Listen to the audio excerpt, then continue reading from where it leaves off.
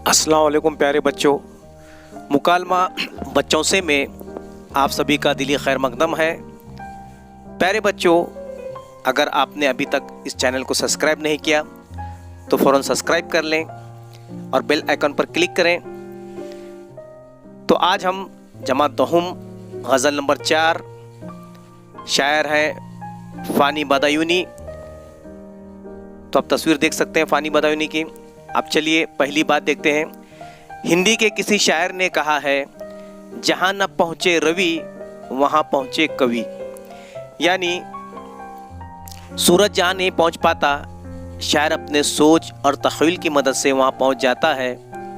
शायरी में इंसान, ज़िंदगी और कायनात के बारे में अजीब व गरीब ख़यालात से मिलते हैं, जो हमें महसूसात की एक अलग दुनिया में ले जाते हैं, गौर व फिक्र पर आमादा करते हैं। फ़ानी बदायूनी की गज़ल में भी ऐसी बसीरत अफरोज़ बातें बयान की गई हैं। तो चलिए अब देखते हैं जान पहचान। फ़ानी का असल नाम शौकत अली ख़ान था। वो 1879 में उत्तर प्रदेश के ज़िले बदायूं में पैदा हुए। बरेली कॉलेज से बीए के पास करने के बाद वो कुछ अरसे तक मुदर्रिस रहे। बाद में मुलाजिमत तर्क करके अलीगढ़ में MAO कॉलेज, मौजूदा अलीगढ़ यूनिवर्सिटी से LLB की डिग्री हासिल की। 1932 में महाराजा किशन प्रसाद की दावत पर हैदराबाद पहुँचे। वहाँ एक सरकारी स्कूल में हेडमास्टर हो गए। 1941 में हैदराबाद में उनका इंतकाल हुआ। फ़ानी की शायरी में दर्द व गम के मज़ामिन की कसरत के सबब फ़ानी को यासियात का इमाम कहा जाता है। इरफानियात फ़ानी, वज़दानियात फ़ानी और बाक़ियात फ़ानी उनके शेरी मजमुए हैं।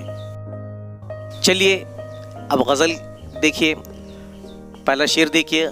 खलक कहती है जिसे दिल तेरे दीवाने का, एक गोशा है ये दुनिया उसी वीराने का। तो उसकी तशरीह देखिए।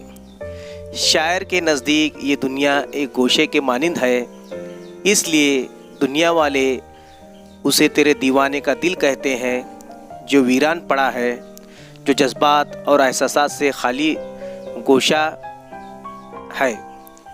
तो यहाँ पर देखो जो है शायर ने फ़ानी बदायूनी की ये पहले शेर की एक तशरीह थी। अब आगे देखेंगे हम दूसरा शेर पढ़ेंगे। एक मौमा है समझने का ना समझाने का, ज़िंदगी काहे को है ख्वाब है दीवाने का। तो कुछ शायर ने ज़िंदगी को ख्वाब करार दिया है जिसकी कोई हकीकत नहीं। ज़िंदगी के राज को अच्छे ने नहीं समझा, और दुनिया के ज़िंदगी के राज को समझना एक मुश्किल तरीन अमर है, जिसको समझने के लिए फ़िलासफ़र भी कासिर रहे। एक ऐसा मौमा है जिसे न समझ सकते हैं, न और हम दूसरों को समझा सकते हैं। तो तीसरा शेर देखिए। ज़िंदगी भी तो पशेमा है, यहाँ ला के मुझे ढूंढती है कोई हैला मेरे मर जाने का। अब देखो पशेमान या पशेमानी यानी कि शर्मिंदगी, हैला के माने बहाना। देखो यहाँ पर जो है माने, यहाँ पर शायर कहता है कि ज़िंदगी ने मुझे खुद वजूद में लाकर, यानी इस दुनिया में मेरे पैदा होने से खुद जो ये ज़िंदगी शर्मिंदा है। अब मेरी ज़िंदगी बेमतलब से लगने लगती है। यानी कि शायर कहते हैं कि बेवजह बेमतलब जो है इस दुनिया में मेरी ज़िंदगी है, मैं किसी के कुछ काम का नहीं हूँ। अब वो ज़िंदगी चाह रही है कि मैं आलम अदम में वापस लौट जाऊँ, इसलिए वो मेरे मरने के बहाने तलाश कर रही है। चौथा शेर देखिए। तुमने देखा है कभी घर को बदलते हुए रंग, आओ देखो ना तमाशा मेरे गम खाने का। शायर कहना चाहता है कि घर के लोग भी अब बगावत पर उतर आए हैं और मेरा घर एक तमाशा घर बन गया है। इसलिए शायर कहता है कि घर को रंग बदलते देखा, आओ और मेरे घर का तमाशा तुम भी देखो।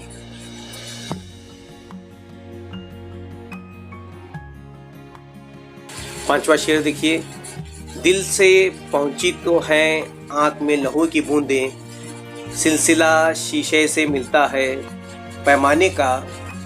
तो शायर यहाँ पर उसकी रंजीदगी, उसके गम का इजहार करता है। तो शायर कहना चाहता है कि मेरे आँखों की सुर्खी शराब की मरूनी मिन्नत नहीं, बल्कि उस खून होते हुए दिल की बदौलत है जो गम हाय रोजगार का मारा है। अब मक्ते का शेर देखिए। हर नफ्स उमर गुज़िश्ता की है मीत फ़ानी, ज़िंदगी नाम है मरमर के जिए जाने का। तो शायर कहता है कि जिस रफ्तार से ज़िंदगी का सफ़र जारी है, उसी रफ्तार से ज़िंदगी में परेशानियाँ बढ़ रही हैं, और इसी परेशानी के सबब मैं रोज़ मर मर के जीता हूँ। और